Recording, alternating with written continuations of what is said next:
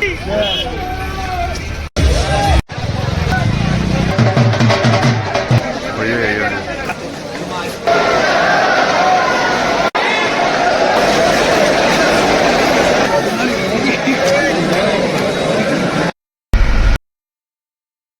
दोस्तों, ये बात है 31 दिसंबर 2024 की। मैं और मेरा दोस्त सुबह तैयार होकर निकल पड़ते हैं खाटू श्याम बाबा के दर्शन करने के लिए। नया साल था तो मैंने और मेरे दोस्त ने सोचा कि इस बार कुछ नया करते हैं। शाम की ट्रेन पकड़कर मैं और मेरा दोस्त निकल पड़े जयपुर की तरफ। तो सबसे पहले हमने लिया नारंगी चॉकलेट, जो हमने बचपन में बहुत खाई थी। और फाइनली 3 घंटे की जर्नी के बाद हम पहुंच जाते जयपुर रेलवे स्टेशन के बाहर।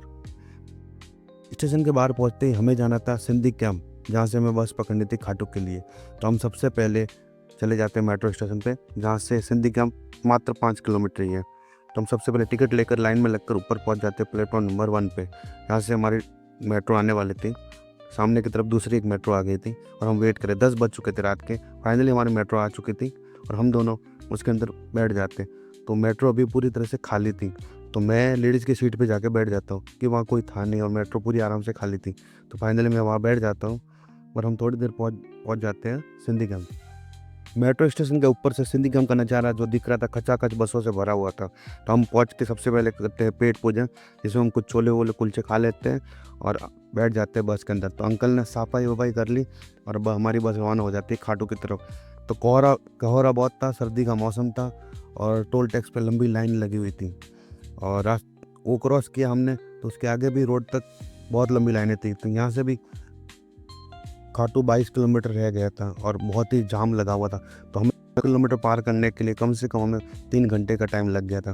तो हम नीचे फाइनली बस स्टैंड पे पहुंच चुके थे और हम सबसे पहले पहुंच जाते हैं तोरण गेट की तरफ, जहाँ पे नए साल के जश्न के साथ बाबा श्याम के जयकारों के साथ पटाखे छूट रहे थे। कुछ देर वहाँ रुकने के बाद हम निकल पड़ते हैं मंदिर की तरफ बाबा श्याम के दर्शन करने के लिए। तो रास्ते में ढोल नगाड़ों के साथ लोग नाच रहे थे। कहीं पोहे के ठेले लगे हुए थे, कहीं पे गरम कढ़ाई में दूध बन रहा था। बाबा के छीन के साथ लोग जयकारे के साथ आगे मंदिर की तरफ बढ़ रहे थे। और आज भक्तों की भीड़ इतनी भयंकर थी कि हमें पूरे गांव के चक्कर लगा के फिर मंदिर की तरफ जाना था।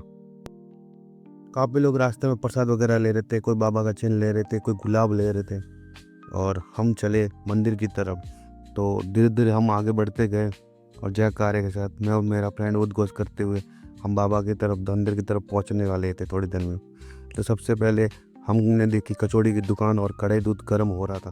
तो मुँह को भूख तो लगी पर हमने खा लिए पकौड़े।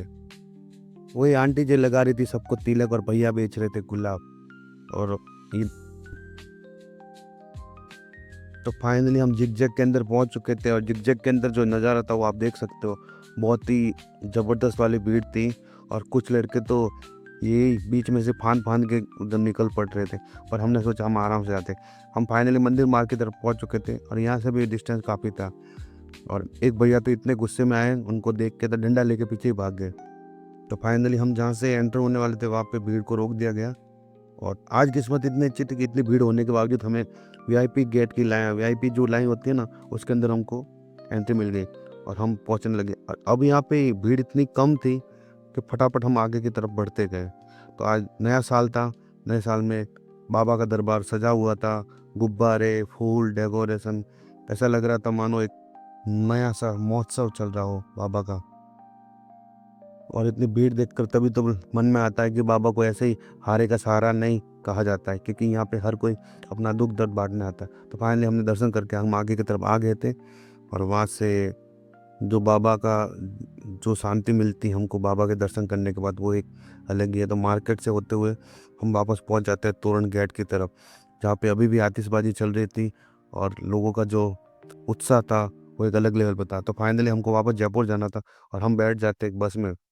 तो भैया जी ने सापा वापा पहन लिया था, जो देसी स्टाइल का टॉवल टॉवल लपेट के हम पहुंच जाते आगे की तरफ। तो रास्ते में अभी कोहरा बहुत था, तो हमें मिल जाते कुछ हमारे नए फ्रेंड्स और हम पहुंच जाते जयपुर, जहाँ एक अंकल रेलवे स्टेशन करते छुसू और टीटी ने चालू की हमारी गाड़ी।